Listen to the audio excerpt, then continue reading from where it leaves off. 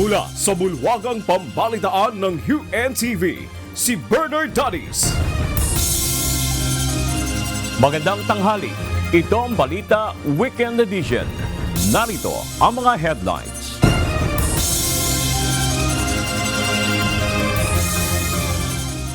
Kamara didinggin ng anumang impeachment complaint laban kay Pangulong Ferdinand Marcos Jr.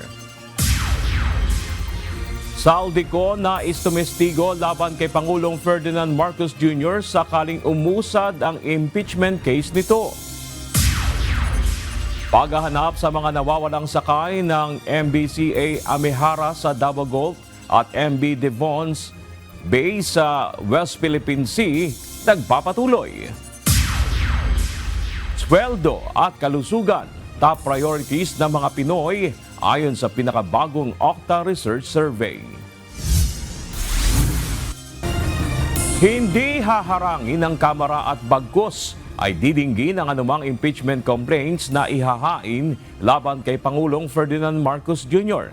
Ayon ito mismo kay House Majority Leader at Ilocos Norte 1st District Representative Sandro Marcos, anak ng Pangulo.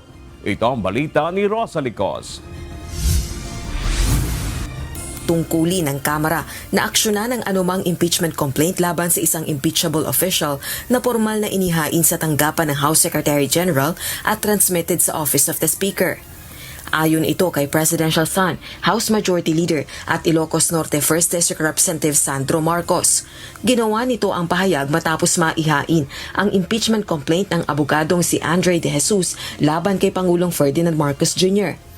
Dalawa pang reklamong impeachment ang tinangkang ihain noong Huwebes, January 22 ng magkaibang grupo pero hindi ito tinanggap ng opisina ni House Secretary General Attorney Sheloy Garafil dahil wala ito sa Pilipinas para sa isang official engagement. Ayon kay Congressman Marcos, may constitutional duty ang Kongreso na i-refer ang impeachment complaint sa House Committee on Justice sa sandaling malagay ito sa order of business at mabasa sa plenaryo. Dagdag pa nito, dapat tinggin ng Kamara ang anumang isasampang impeachment complaint kahit ito pa ay laban sa kanyang ama. Samantala, ipinagtanggol naman ni House Assistant Majority Leader at Lanao del Sur 1st District Representative Sia Alonto Adchong ang desisyon ng opisina ni House Secretary General Garafil na huwag tanggapin ang dalawang magkasunod na reklamong impeachment na tinangkang ihain ng makabayan lawmakers at grupo ng dating kongresistang si Mike Defensor. Ayon kay Congressman Adjong, hindi casual o clerical transaction ang pagtanggap ng isang impeachment complaint. Anya, isa itong formal na hakbang sa konstitusyon na dapat mahigpit na sinusunod ang mga panuntunan at hindi simpleng ipinapasa lang o iniiwan ang reklamo. Dagdag pa nito, required ang Secretary General na pagkatanggap ng reklamo ay matukoy kung ito ba ay kompleto at naaayon sa saligang batas. Binigyang diin din ng kongresista na malalagay sa pagkwestiyon sa procedures at aligasyon ng irregularidad ang pagtanggap ng isang reklamong impeachment nang wala ang Secretary General.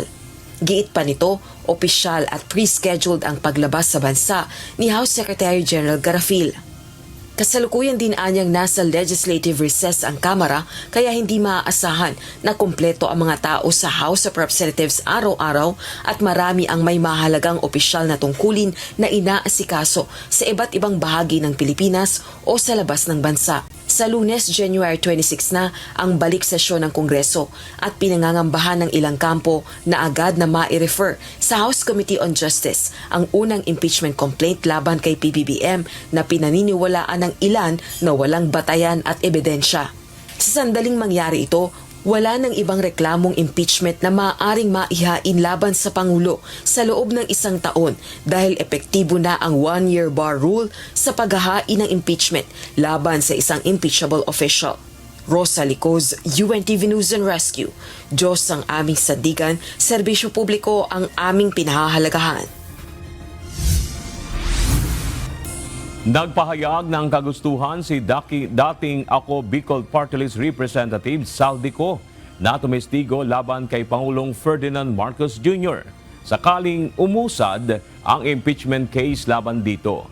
Ayon kay dating party list Congressman Michael Defensor, isa sa complainants ng kasong impeachment laban kay PBBM, nais niko na isiwalat ang kaniyang nalalaman sa mga bigayan ng pera, katiwalian sa budget, program allocation at iba pang graft and corruption issue na konektado umano ang Pangulo.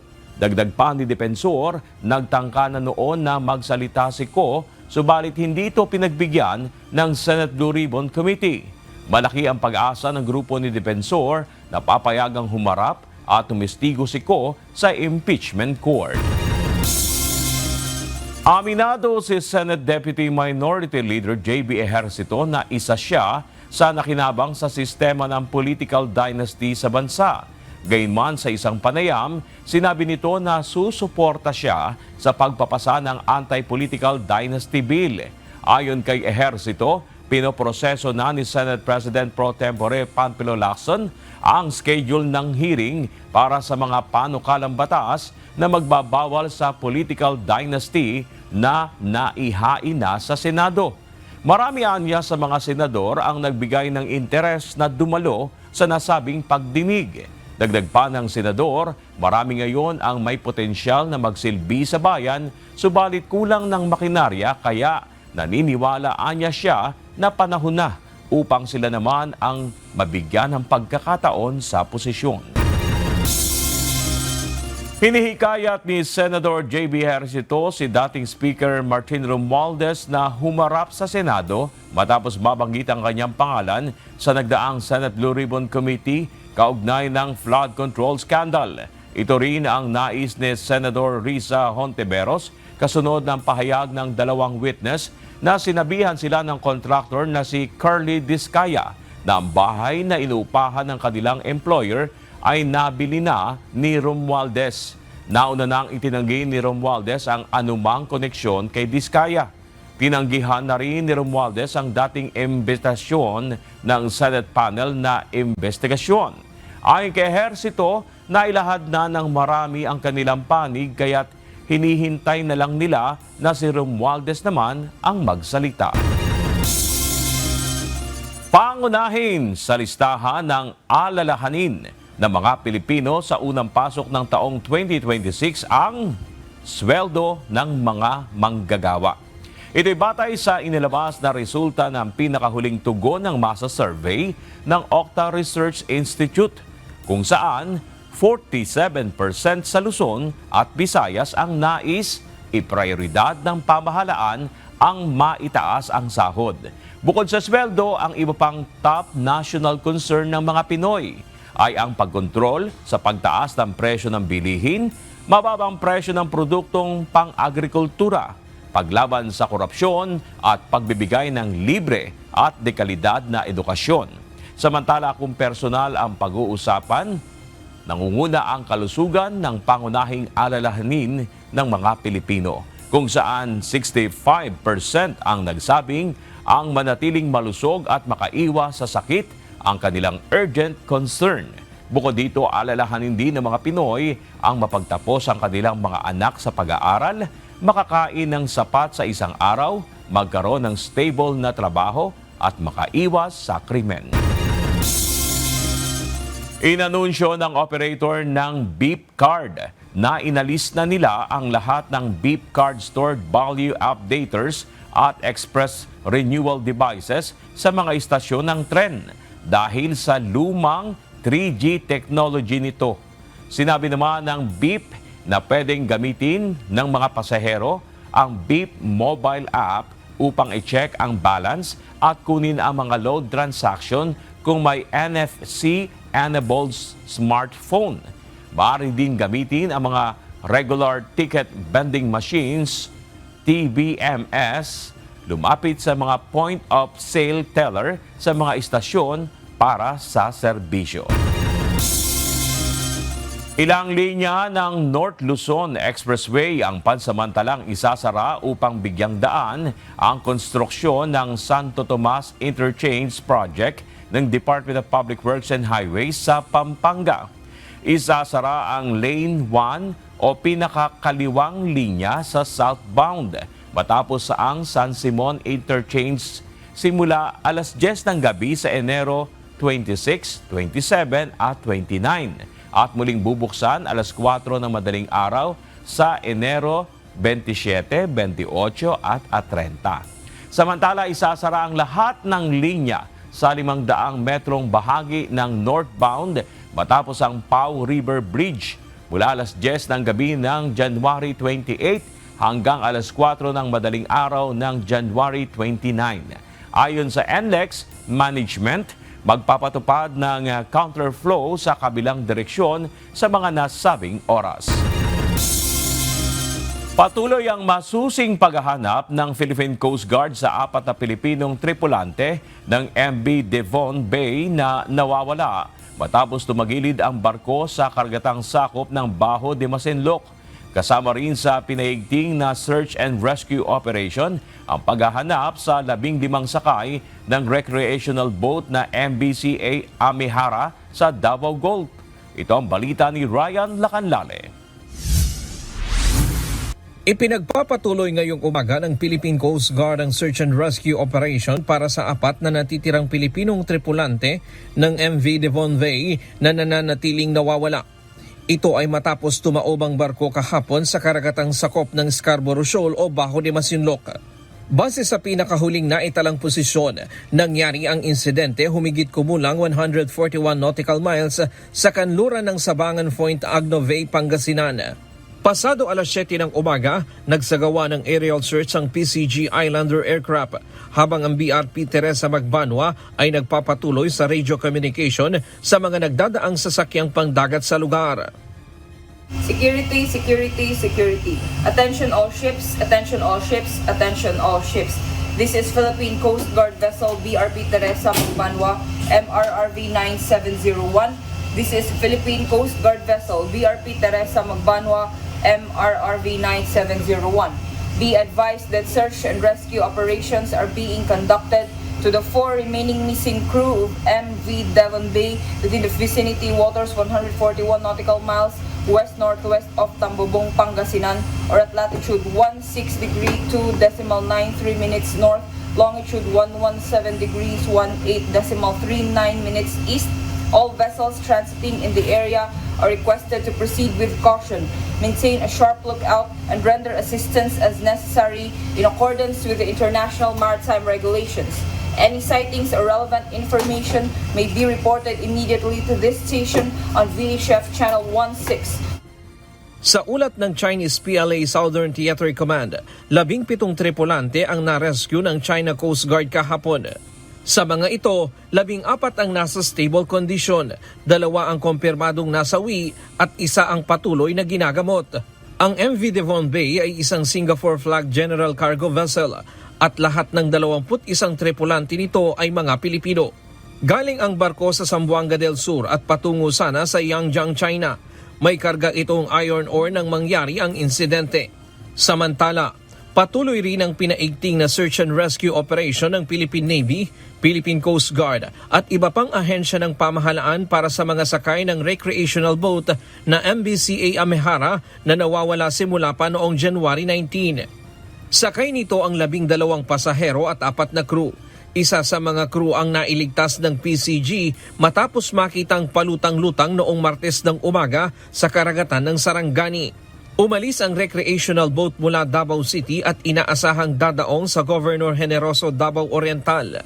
Subalit hindi na ito nakarating sa inaasahang destinasyon. Ryan Lacanlale, UNTV News and Rescue. Diyos ang aming sandigan, serbisyo publiko ang aming pinahahalagahan. Susunod sa Ito ang Balita Weekend. Talisay City at Minglanilla tumanggi sa basura ng Cebu City. Epekto sa kapaligiran at kalusugan dahilan ng pagtanggi.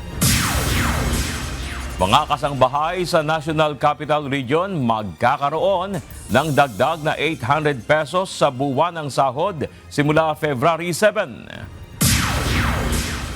At Estados Unidos nagsagawa ng lethal kinetic strike sa isang barko ng umano'y terorista sa Eastern Pacific. Nagbabalik ang Itong Balita Weekend.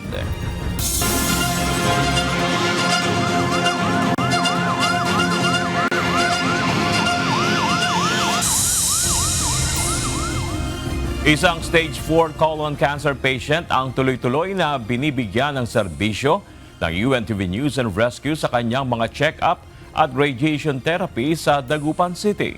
Ito ang balita ni Dency Andres. Nag-umpisa na lamang kung may sakit ako nung month of February 2025. Tapos nag-umpisa akong nagpa-check up ako na check up nung March na. Isang 61 anyos na lola mula sa Bugalon sa Pangasinan ang tinulungan ng UNTV News and Rescue Team na makapagpa-check up sa kanyang karamdaman. Mula simula ng kanyang radiation therapy ay nakaantabay sa kanya ang grupo. Ilang buwan na rin mula nang siya ay dumating dito sa Pilipinas mula sa ibang bansa upang dito na ipagpapatuloy ang kanyang gamutan. Labis ang pasasalamat ng pasyente sa walang sawang pagbibigay ng malasakit sa kanya. Hanggang pagdating ng airport, sinunto ako ng ambulance ng UNTV hanggang hihatid din po ako dito sa Pangasinan. Okay naman po yung nila sa akin. Natutuwa nga po ako kasi doon ko nakita yung pagmamahal ng mga kapatid talaga. Pag-asikaso din ng UNTV sa akin, talagang hindi nila ako pinabayaan. Po hanggang sa ngayon, UNTV pa rin na ambulance ang naghahatid sundo sa akin sa ospital. January 22, ang pinakahuling laboratory ng pasyente sa Dagupan Doctors Villaflor General Hospital, Dagupan City. At kasama pa rin ang UNTV News and Rescue sa pag-alalay sa kanya. Kahit sa pagmumonitor ng kanyang vital signs, ay nakaantabay ang team upang masigurong nasa maayos itong kalagayan. Wala po ako masabi sa serbisyo ng UNTV kasi talagang pinaramdam po sa akin pati ng mga staff ng UNTV na walang kahalong kaplastikan, talagang pag-ibig ang pinaira. Pinakita nila talaga sa akin yung pagserbisyo nila na talagang tao sa puso nila, talagang kapatid talaga at pamilya ang tinuring ninyo sa akin mga UNTV, kaya nagpapasalamat ako sa Diyos. Sa mga nangangailangan ng agarang tulong sa panahon ng aksidente o sakuna, maaaring makipag-ugnayan sa UNTV News and Rescue Hotline 8911 UNTV o 8911-8688. Dency Andres, UNTV News and Rescue. Diyos ang aming sandigan, serbisyo publiko ang aming pinahahalagahan. Inaasahang aabot sa 1 peso and 40 centavos kada litro ang itataas ng presyo ng diesel sa susunod na linggo. Sa anunsyo ni Jetty Petroleum President Leo Bellas nitong Biyernes, January 23, mula 1 peso and 20 centavos hanggang 1 pesos and 40 centavos ang itataas ng diesel. 30 centavos hanggang 50 centavos naman ang kada litro ng gasolina. Base ito sa Asian benchmark prices at foreign exchange movements nitong Huwebes. Ang inasahang oil price hike ay ikatlong pagtaas ng gasolina at pang-5 beses naman sa diesel. Ang pagtaas ng presyo ng produktong petrolyo ayon kay Bellas ay bunsod ng pagsasara ng 2 oil fields sa Kazakhstan at exports constraints naman sa Black Sea. Inilunsad ng Quezon City Government ang Manuel L. Quezon Filipino Language and Literature Scholarship Program na naglalayong palakasin pa ang accessible education, cultural development at national language sa lungsod. Ayon kay Quezon City Mayor Joy Belmonte, bukas ang scholarship sa mga estudyante, guro at mga researchers na kumukuha ng Filipino language, literature, linguistics, translations at related disciplines. Sa ilalim ng programa, magtatatag ang lungsod ng Creative Writing and Literary Grant para suportahan ang mga batang manunulat sa paggawa ng orihinal na lathalain sa Pilipino. Kasama na ang poetry, fiction, essays at drama. Ang mga kwalipikadong recipients ay makatatanggap ng 10,000 stipend support at hanggang 30,000 pesos na publication assistance. Inianunsyo ng Department of Labor and Employment o DOLE na magkakaroon ng dagdag na 800 pesos sa buwan ng sahod ng mga kasambahay sa National Capital Region simula sa February 7 ngayong taon. Ayon sa DOLE, alinsunod ito sa kautusan ng Regional Tripartite Wages and Productivity Board. Sa nasabing kautusan, ipinatupad ang aumento sa minimum na buwan ng sahod ng mga kasambahay sa Metro Manila na mula sa 7,000 pesos ay magiging 7,800 pesos na. Ayon sa DOLE, saklaw nito ang mga kasambahay na direct hire ng mga pamilya o sa pamamagitan ng mga lisensyadong private employment agency. Naharap sa mas malalaking hamon sa basura ang Cebu City matapos tumanggi ang mga karatig bayan ng Minglanilla at Talisay City na tumanggap ng basura mula sa lungsod. Katwiran ng dalawang lugar, malaki ang magiging epekto sa kapaligiran at kalusugan ng kanilang mga nasasakupan kung aakuin ang basura galing Cebu City. Ito ang balita ni Gladys Tuabi. Patawag ni GovPAM for a consultative meeting regarding the situation, especially with what happened in Binalyo. Then, ngayon lang sa mga concerns, they were looking at options lang. Then, after consultation, we also set our concerns.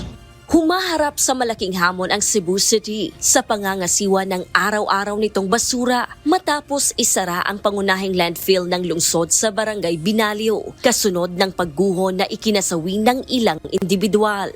Ngunit sa paghahanap ng alternatibong tapunan ng basura, tumanggi ang mga lokal na pamahalaan ng Talisay City at Minglanilla na tumanggap ng basura mula sa malaking lungsod. Pangunahing ikinakabahala ng dalawang LGU ang posibleng epekto nito sa kapaligiran at kalusugan ng publiko, gayon din ang limitadong kapasidad ng kani-kanilang landfill sites. Sa isinagawang emergency meeting na pinangunahan ng Department of Environment and Natural Resources o DENR, tinalakay ang mga posibleng alternatibong tapunan ng basura para sa Cebu City. Ayon kay Talisay City Mayor Samsam Gulyas, hindi kakayanin ng lungsod na tumanggap ng basura mula sa ibang local government unit. Gayunman, handa umano silang tumulong sa aspetong lohistikal gaya ng traffic management. Maglisod yun mi and ang amuang mga respective landfills only for the purpose of our garbage from the city. Sa panig naman ng Minglanilla, sinabi ni Mayor Rajiv Enad na 3 taon nang sarado ang private landfill sa kanilang bayan at wala itong permit upang mag-operate. Dagdag pa ni Enad, hindi umano sila kinonsulta bago isama ang Minglanilla sa listahan ng mga posibleng landfill sites. Ayon sa alkalde, unreasonable at fundamentally unjust kung ililipat ang pasanin ng isang malaking lungsod sa isang mas maliit na bayan tulad ng Minglanilla. Dahil wala pang nahahanap na alternative site ang Cebu City, mapipilitan ang lungsod na maghakot ng basura sa mas malalayong lugar na magreresulta sa mas mataas na gastos.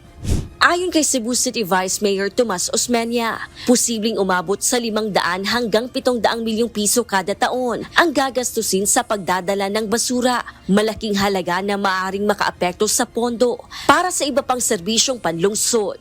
Gladys Tuabi, UNTV News and Rescue. Diyos ang aming sandigan, serbisyo publiko ang aming pinahahalagahan. Nais ng Ukraine na maging opisyal na sectoral dialogue partner ng ASEAN bago matapos ang chairmanship ng Pilipinas ngayong 2026. Ayon kay Ukrainian Ambassador Yulia Fediev, layunin ng Ukraine na palawakin ang ugnay nito sa Southeast Asia at patibayin ang kooperasyon sa Pilipinas at iba pang ASEAN member states. Lumagda ang Ukraine sa Treaty of Amity and Cooperation noong 2022 at nagsumite na ng aplikasyon para sa naturang status. Maas ang Ukraine sa suporta ng Pilipinas para maaprubahan ang aplikasyon na kasalukuyan pang sinusuri ng mga bansang kasapi ng ASEAN. Layunin din ng Ukraine na makipagtulungan sa ASEAN sa larangan ng kalakalan, enerhiya, disaster management at kultura.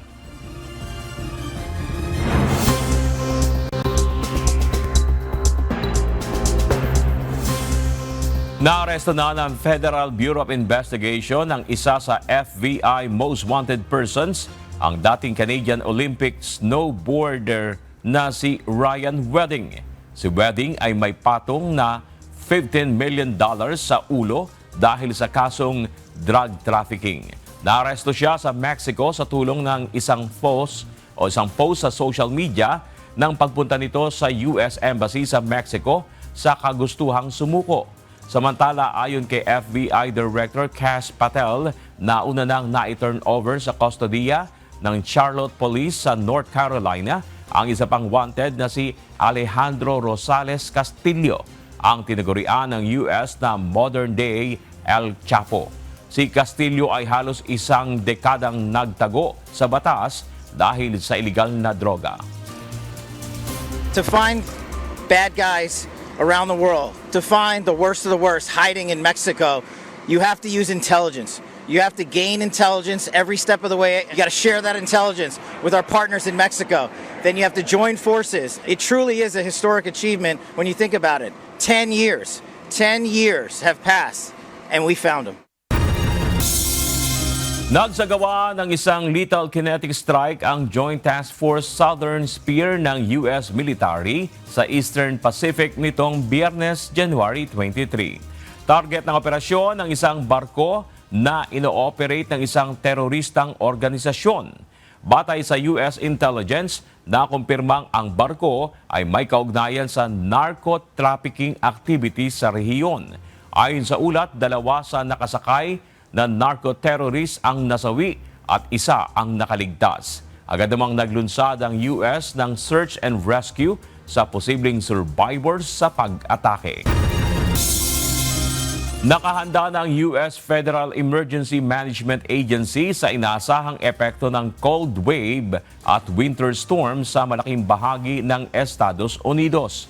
Ayon sa pahayag ni US President Donald Trump sa social media, inaasahan ang matinding epekto ng nasabing weather events ngayong weekend. Nakikipag-ugnayan na niya ang Trump administration sa mga opisyal ng iba't ibang estado at lokal na pamahalaan upang makapaghanda. Balikan naman natin ang malalaking balita sa nakalipas na linggo. Ito ang Balita Weekend Refresh.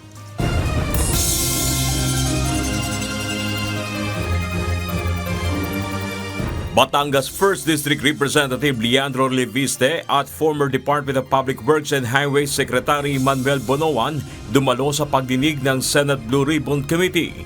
Show cause order laban kina dating Ako Bicol Party List Representative Saldico at whistleblower na si former Philippine Marine Master Sergeant Orly Gutesa ilalabas ng Senado. There are no representatives, Mr. President. Therefore, I would like the committee to look into the possibility of issuing a warrant of arrest for both. Thank you, Mr. Chairman. Pangulong Ferdinand Marcos Jr. naharap sa kauna-unahang impeachment complaint. Reklamo, dapat sapat sa forma at nilalaman para umusad sa Kamara ayon sa House Committee on Justice. Pag sinabi nating sufficiency in form, ito yung dapat verified, tapos signed by, sponsored by a House member, things like that, no? Pag sinabi naman natin in substance, edi supported yung grounds for impeachment as provided under the rules. There's sufficient evidence that support the ground for impeachment. While these processes take their course, the President will continue to govern, ensuring that public services remain uninterrupted and that the work of government stays focused on improving the lives of our people. Isa sa luxury vehicle na nakuha sa parking lot ng condominium ni Saldico sa Pasig City gumamit ng pekeng plaka. 10 sasakyan na pag-aari ni Saldico hindi pa rin isinusuko. While further verification is ongoing, Ferrari vehicle whose temporary plate was later determined by the Land Transportation Office to be spurious. Mga barko ng Philippine Coast Guard ipadadala upang magbantay sa bagong tuklas na gas reserve sa Malampaya.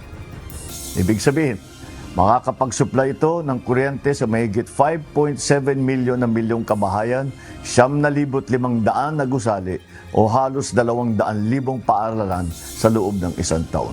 This helps Malampaya's contribution and strengthens our domestic gas supply for many years to come. The Philippine Coast Guard will be more proactive. Kaya sinabi ko, we will be strategically deploying and realigning our assets para maprotektahan itong MAU1. Pansamantalang pagpapakulong kay dating Senador Ramon Bong Revilla Jr. sa Quezon City Jail Male Dormitory, ipinag-utos ng Sandigan Bayan. Bill was posted for the graft and grab practices. I think, I'm not sure, I think it was around 90 more or less. Yeah, at the moment, I believe it's already been signed. Attorney, elaborate. Pahayag ni Curly Discaya na tila ninanakawan sila sa laki ng halagang ipinasasauli para makapasa sa Witness Protection Program, tinuligsa ni DPWH Secretary Vince Tizon. Ako po, hindi ko po masabi kung magkano po. Kasi para sa akin po, parang kami po ang nanakawan. Parang ibig sabihin, parang modern day na pagnanakaw. Ibig sabihin, yung nakaw ba? Siya pa ang magbibigay ng pera dun sa ninakawan niya. Parang ganun po. Hindi ko pa sinabi daw niya, parang sila pa daw ang nanakawan. Medyo makapal din naman talaga ang mukha nitong si Curly Discaya. Impeachment complaint laban kay Pangulong Ferdinand Marcos Jr. tinawag na basura ng isang House Senior Deputy Minority Leader. Yung sinampa niya na impeachment complaint ay basura. 15 pages na walang mga ebidensya kundi mga news article. Isa sa 13 sakay ng nawawalang motor bangka sa karagatan ng Davao Gulf at Davao Oriental nakita na. Search and rescue sa iba pang nawawala, pinaigting ng Philippine Coast Guard. Nagsagawa tayo ngayon ng aerial and surface search and rescue operation doon sa ating missing na mga individuals. And as of 11 a.m. kaninang umaga, we were able to rescue one of the crew of that motorboat sa area ng Sarangani. Dating ako Bicol Party List Representative Zaldico gusto na umanong sumuko. Meron na siyang feelers na through sa mga ibang pare na kilala niya. Actually, hindi sa akin, through Ombudsman. Ilang aplikante sa DPWH Campus Job Fair naniniwalang malilinis pa ang imahe ng ahensya mula sa korupsyon. And as a new civil engineer of the future, parang malaki yung part natin na tumulong tapos ibalik yung trust nila sa DPWH. I want to give back to the community. I think it is one way of para makatulong sa community. Batangas 1st District Representative Leandro Leviste bukas sa nakaambang investigasyon sa kanyang solar firm. Ngunit may babala sa mga magpipilit gawan siya ng kaso. Alam ko na walang mahanap na tunay na butas sa akin. Wala akong itinatago at hindi ako kayang gawan ng credible na kaso. Kung may mga pipilit na gumawa ng anumang hindi totoong mga aligasyon laban sa akin at tutuloy-tuloy pa ito, tutuloy-tuloy pa ang aking mga pagsasagot at pagharap sa media at baka ang mga susunod kong ilalabas pa dahil sa airtime na ibinibigay nyo sa akin ang ikababagsak pa. Ginawang paghahatid ni DILG Secretary John Vic Remulla kay dating Senador Ramon Bong Revilla sa Sandigan Bayan, huling pabor na niya sa kanyang kaibigan. Si Sen Bong naman voluntarily na nag-surrender. At pagdating doon, ayun na yun, that is the end. Ayun na yung huling, my last act of friendship para sa kanya. Na Richard. Pangulong Ferdinand Marcos Jr. dinala sa ospital matapos makaranas ng discomfort. PBBM, pinayuhan ng mga doktor na magpahinga muna. I'm fine. I'm feeling very different from the way I was feeling before. Naayos na yung problem. What happened was apparently, and I now have diverticulitis. It's a common complaint amongst apparently people who are heavily stressed and people who are, I have to admit, growing old. Dalawang impeachment complaint laban kay Pangulong Ferdinand Marcos Jr. hindi tinanggap ng Office of the House Secretary General. Sa konstitusyon, hindi naman intensyon doon na maging karerang daga na unahan. Tapos kung sinong mauna, sorry na kayo. No? Pero sir, So paglapastangan yon sa proseso ng impeachment and accountability. Negosyanteng si Charlie Atong Ang, itinuturing pa ring armed and dangerous kahit isinuko na ang mga armas. Mga pulis sa operasyon laban kay Atong Ang pinagsusuot ng body camera ng DILG. Despite the surrender of his firearms, we still consider him armed and dangerous. Sabina sa plunder cases laban kina Senador Jinggoy Estrada, dating DPWH Secretary Manuel Bonoan, former Senator Ramon Bong Revilla Jr. at Saldico, posibleng ilabas na ayon sa Department of Justice. The plunder cases would involve, kung senator pinag-usapan natin, is former Senator Bong Revilla and then Congressman Saldico and Senator Jinggoy Estrada. Okay, there are other correspondents who are charged together with them. Tanggapan ni House Secretary General Cheloy Garafil, posibleng maharap sa reklamo dahil sa hindi pagtanggap ng impeachment complaint laban kay Pangulong Ferdinand Marcos Jr. But nagkakaisa kami, and this is a warning to the Office of the Secretary General that we will file against a case against the office. Kinakaharap na kasong malversation at graft sa Sandigan Bayan, pinapawalang bisa ni dating Senador Ramon Bong Revilla Jr. at kapwa akusado. It's important because the objective is to quash the warrant and to dismiss the case. Because based on the allegation, I will not mention about the merits, but it's based on denial of due process. At mga tauhan ng Bureau of Fire Protection na sasampahan ng kaso dahil sa umano'y korupsyon, nadagdagan pa pagsusuot ng body camera sa pagsasagawa ng safety inspections ng BFP ipatutupad ng DILG. Kasi dati hold up nila yan eh. Una, hold upin nila para hindi kayo makakuha ng occupancy permit or building permit. Tapos hold upin nila yan, yung withhold nila para bumili ka ng fire extinguisher.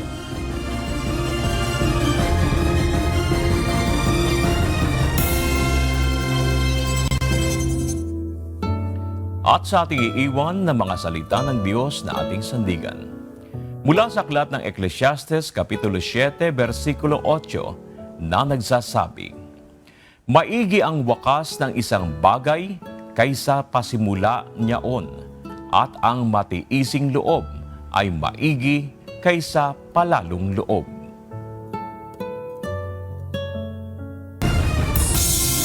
At yan ang naging kabuuan ng ating balitaan ngayong araw ng Sabado. Aming nilahad ng buong katapatan kung paano namin nasaksihan. Sa ngalan ni Kuya Daniel Rason, ako si Bernard Dadis. At dito sa UNTV, Diyos ang aming sandigan, serbisyo publiko ang aming pinahalagahan. Magandang tanghali.